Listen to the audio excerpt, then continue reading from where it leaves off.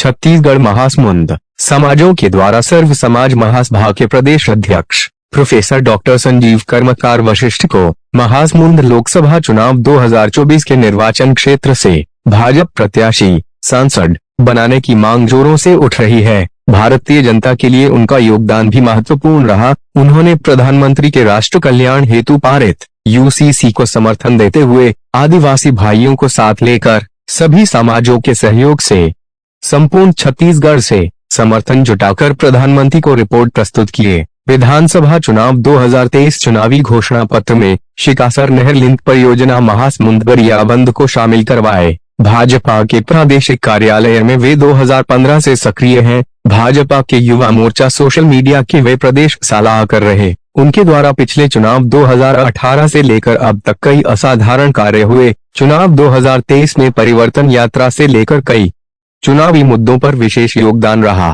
Professor doctor Sanjeev कर्मकार का पैतृक निवास दंतेवाड़ा जिले के ग्राम बड़े बचेली है। उनका जन्म 1975 में रायपुर में हुआ। उनका बचपन ग्राम बड़े बचेली आदिवासी भाई बहनों के साथ बिता।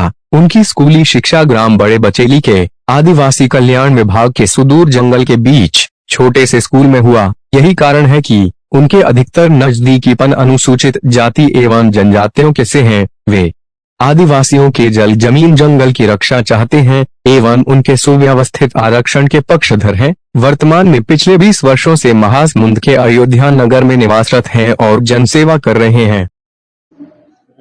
आप जो है चुने जाएंगे यदि और चुनकर आएंगे तो प्राथमिकता क्या रहेगी, लोगों के लिए क्या कुछ कार्य करेंगे? देखिए, पहली बात तो अभी हम आदरणीय प्रधानमंत्री जी से, माननीय प्रधानमंत्री जी से टिकट के लिए आवेदन किया है। अब माननीय प्रधानमंत्री जी, अमित शाह जी और जो संगठन के सभी पदाधिकारी हैं राष्ट्रीय स्तर पर और प्रदेश स्तर पर, ये सभी जब तय करेंगे कि इनको टिकट दिया जाना है, उसी बाद मैं चुना जाऊंगा। और आप पूछ रहे हैं कि अगर उसके बाद अगर ऐसा किसी स्थिति बनती है, माननीय प्रधानमंत्री जी हमारे आदर्श हैं, हम उन्हीं के लिए जीते हैं और उन्हीं के लिए काम करते हैं। और पिछले 11 वर्षों से मैं भाजपा में प्रत्यक्ष और अप्रत्यक्ष रूप से प्रादेशिक कार्यालय में काम कर रहा हूँ। चाहे वो यूनिफॉर्म सिविल कोड हो, चाहे वो आपके एनआरसी हो, और लोगों को जोड़ने वाला जो विषय है, सोशल मीडिया का विषय है, क्योंकि मैं सोशल मीडिया का सलाहकार भी रहा प्रदेश का, और राष्ट्रीय स्वयं संघ के मैं प्रथम शिक्षित व्यक्ति भी हूँ। तो इन सभी विषयों को लेकर के अगर आप सोचेंगे तो हमको काम ये देना होता है कि हमको काम मोदी जी कब दें। तो हम मोदी जी के लिए हम आशान्वित है कि हमें काम दें, हम उसको करें। जहाँ तक ये प्रश्न आपने पूछा है, उस प्रश्न में सबसे महत्वपूर्ण है कि महासमुंद में जीवन जीने के लिए, खास करके गरीबों के लिए जीवन जीने के लिए बुनियादी सुविधाएं है ही नहीं। ना उनके पास यातायात है, ना उनके पास स्वास्थ्य है, ना वहाँ पे शिक्षा है, ना वहाँ पे रोजगार है, ना वहाँ पे स्वरोजगार है, कुछ नहीं है। कृषक के पास पानी भी नहीं। तो पिछले 70 वर्षों में हमारा जो विकास जो रायपुर, दुर्ग और दूसरे जिलों में हुआ है, वैसा कुछ भी महासमुंद में हुआ नहीं, जबकि राजधानी से केवल 55 किलोमीटर दूरी पर है। सर, एक सवाल आपसे और है कि आपने ये मांग बीजेपी के मैनिफेस्टो में शामिल हो गया, वो क्या है और कितने किसानों के साथ होगा, उसके लिए पहले बधाई भी आप जी इसको कट टू कट अब उत्तर देंगे। देखिए, भाजपा के मैनिफेस्टो में लाने के लिए हमने पहले सामाजिक बैठकें की, आवश्यकताएं सुना लोगों से, और किसानों के साथ लगातार बैठकें की, और उसके बाद भाजपा के प्रादेशिक और राष्ट्रीय जो हमारे अधिकारी हैं, संगठन मंत्री हैं, उनके साथ लगातार बातें की। प्रधानमंत्री जी को हमने उसका ज्ञापन दिया, और सभी विषयों को लेकर के जब मीटिंग के बाद, लगातार बैठकों के बाद ये जब तय हुआ कि इसको भाजपा के मैनिफेस्टो में शामिल हुए, तो सबसे पहले हमने आदरणीय जामवाल जी को उसकी बधाई दी। और हम निश्चित रूप से आदरणीय जामवाल जी हमारे छत्तीसगढ़ में आए पिछले बार प्रभारी बनकर, और निश्चित रूप से हमारे छत्तीसगढ़ के लिए वरदान भी है कि ये काम हो गया। निश्चित रूप से जब भाजपा के मैनिफेस्टो में कोई विषय आता है तो समझ लीजिए कि वो हमारे मोदी जी का गारंटी है, और निश्चित रूप से काम होगा। तो और ऐसा है कि इस पूरे परिक्षेत्र में खास करके झलप और पिथौरा और आपका जो पटेवा और गरियाबंद के कुछ हिस्से ऐसे मिलाकर के कम से कम 800 ग्राम इससे प्रभावित होंगे, और 800 ग्राम सूखे के चपट में है, और वो सब निकल जाएंगे। इन सभी चीज़ों को लेकर काम करना है। और साथ ही साथ मैं आपको बताऊं, महासमुंद में शिक्षा का स्तर बहुत पीछे चला गया है। वहाँ एक विश्वविद्यालय नहीं है, जबकि हमारे छत्तीसगढ़ में सभी जिलों में लगभग इसकी सुविधाएं हैं। और उसके साथ साथ यातायात की भी बहुत समस्या है, रेल मार्ग की बहुत समस्या है, लोकल ट्रेन की बहुत समस्या है, सिंचाई सिंचित भूमि की, जबकि जलाशय बहुत ज्यादा है। तो इन सभी चीजों को लेकर के बुनियादी ढांचे पुनः तैयार करना होगा। और मुझे पूर्ण विश्वास है कि हम एक बार अवसर मिलने पर हम जैसे हमारी जो भारतीय जनता पार्टी जो हम आदेश करेगी, निर्देशित करेगी, उसी आधार पर हम इसको काम पूरा करेंगे और मोदी जी का नाम रोशन करेंगे। बहुत बहुत धन्यवाद। जैसे समाज ने मुझे जो दायित्व दिया है और जो इस विषय पर खास करके हम आदरणीय मोदी जी को हमने टिकट के लिए आवेदन किया है और प्रांत में भी किया है और संघ में भी किया है, इन सभी विषयों को लेकर हम चल रहे हैं। जैसे कि आपने मुझसे पूछा कि अगर आपका चयन होता है इस स्थिति में तो आपका उद्देश्य क्या है, तो उद्देश्य देखिए, पार्टी की उद्देश्य होती है, अभी एक सबसे महत्वपूर्ण है कि भारतीय जनता पार्टी की जो अपनी उद्देश्य होती है उसको अपने क्षेत्र में क्रियान्वयन करना। दूसरा, समाजों की अपनी अपेक्षाएं होती है, उन सभी अपेक्षाओं को खरा उतरने का काम करना। महासमुंद जिले में बहुत समस्या है, महासमुंद लोकसभा में बहुत समस्या है, चाहे शिक्षा हो, स्वास्थ्य हो और स्वावलंबन हो, नारी सुरक्षा हो और रोजगार हो, स्वरोजगार हो, चाहे कृषि हो, कृषि क्षेत्र हो, उन्नयन कृषि क्षेत्र हो, सभी क्षेत्रों में बहुत समस्याएं हैं। शिक्षा बहुत चरमरा गई है, शिक्षा व्यवस्था को भी दुरुस्त करना है। इन सभी सबसे जो बेसिक बुनियादी चीजें हैं उन चीज़ों को करना होगा, तभी हम जाकर के सामाजिक अपेक्षाओं के ऊपर हम सफल हो पाएंगे। लेकिन एक और महत्वपूर्ण बात है जो मैं लोकसभा के बाद लोकसभा में जाना चाहता हूँ। देखिए, मैं भारत के कुछ गिने चुने लोगों में से एक हूँ जिसके पास DSc computer science and information technology है और उससे डिग्री है। और मैं निश्चित रूप से देखिए कि हम लगातार मोदी जी के जो डिजिटल इंडिया पे हम 5 वर्ष तक राष्ट्रीय संगोष्ठी करते रहे ताकि डिजिटल इंडिया सफल हो। उसके साथ साथ हम जो मिशन 2047 जिसमें भारत पूर्ण विकसित हो, उस दिशा में भी हम प्रोफेसरों को एक नैतिक जिम्मेदारी होता है कि हम उसको पूर्ण करें।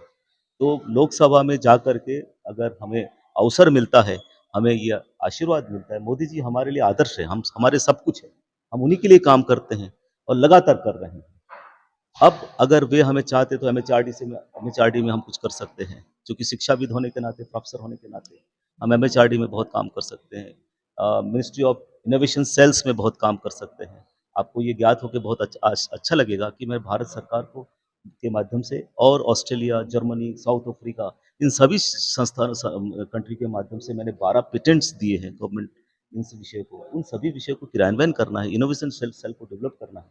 हमें 2047 तक को भारत को पूर्ण विकसित राष्ट्र के रूप में देखना है, यही विषय है। साथ ही साथ जो है अब हमारे पास नई शिक्षा प्रणाली लेनी है, तो नई शिक्षा प्रणाली अगर लेनी है तो किस प्रकार से उसको क्रियान्वयन करना है, उसके लिए भी हम मंत्रालय में काम कर सकते हैं। एक शिक्षाविद होने के नाते हमारा ये हमारे लिए एक अवसर होगा कि हम उस नई शिक्षा प्रणाली में काम कर सकें, मिनिस्ट्री ऑफ एजुकेशन में काम कर सकते हैं। साथ ही साथ हम रिसर्च एंड डेवलपमेंट में भारत को बहुत सहयोग दे सकते हैं, खास करके EICTE और UGC के लिए विश्वविद्यालय अनुदान आयोग को हम बहुत सारे सिफारिशें दे सकते हैं, बहुत सारे उनमें हम सजेशन दे करके उनके आगे काम कर सकते हैं। देखिए, नीचे स्तर पे विश्वविद्यालय में एक प्रोफेसर होने के नाते काम करने के साथ साथ जो है भारत के लगभग सभी संस्थान जैसे IITs हैं, ISI है, IITM है, IMD है, डिफरेंट यूनिवर्सिटीज़ हैं, लगभग मेरे ख्याल से भारत के लगभग सभी बड़े यूनिवर्सिटीज़ हैं, जिसमें आप जादवपुर यूनिवर्सिटी हो, चाहे आप संबलपुर यूनिवर्सिटी हो, उत्कल यूनिवर्सिटी हो,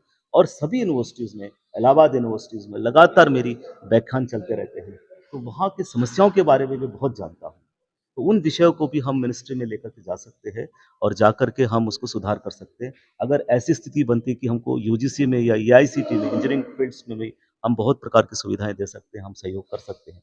तो नीचे से, जमीन से लेकर के, आप समझिए, जमीन से लेकर के, ग्राम से लेकर के हम राष्ट्र की सेवा में हम समर्पित हो सकते हैं। लेकिन मेरा प्रायिकता जो रहेगी, भाजपा भारतीय जनता पार्टी जो मुझे निर्देश करेगी उसको करना होगा और उसके करते हुए सामाजिक उत्थान करने में आगे होना पड़ेगा, राष्ट्र की सेवा में जाना पड़ेगा और 2047 तक भारत को पूर्ण विकसित राष्ट्र के दर्जा के रूप में मैं देखना चाहता हूं। माननीय मोदी जी का सपना है और उसी सपने में हम उसको साकार करने के लिए, उसको साकार करने के लिए हम पूर्ण रूप से योगदान देना चाहते हैं। बस इसी आशाओं के साथ सामाजिक विषय आया था, समाजों ने चुना, समाजों के माध्यम से हम आगे जाना चाहते हैं।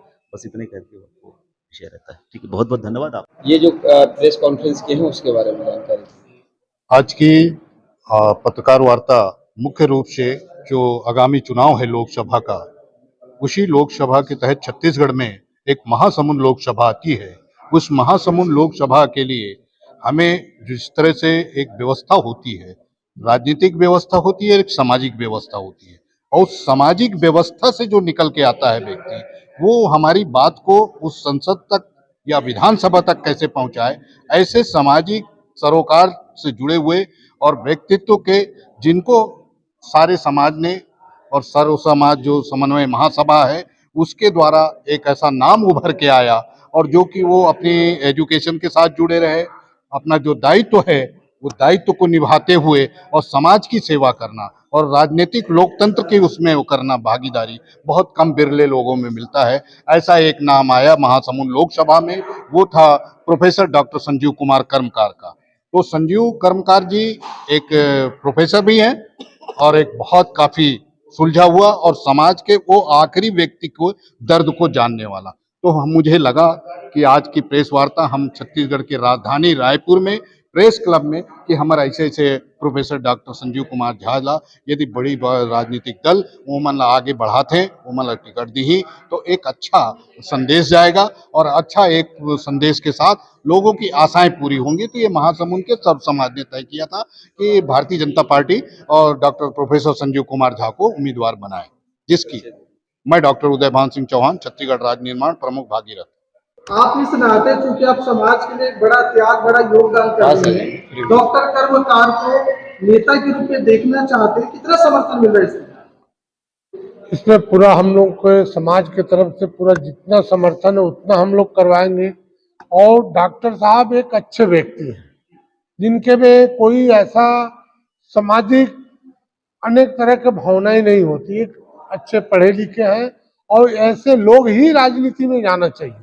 जो महासमुंद का विद्या विया के समय से आज महासमुंद छत्तीसगढ़ हमारा मध्य प्रदेश से अलग हुआ, आज भी महासमुंद वैसे ही पड़ा है।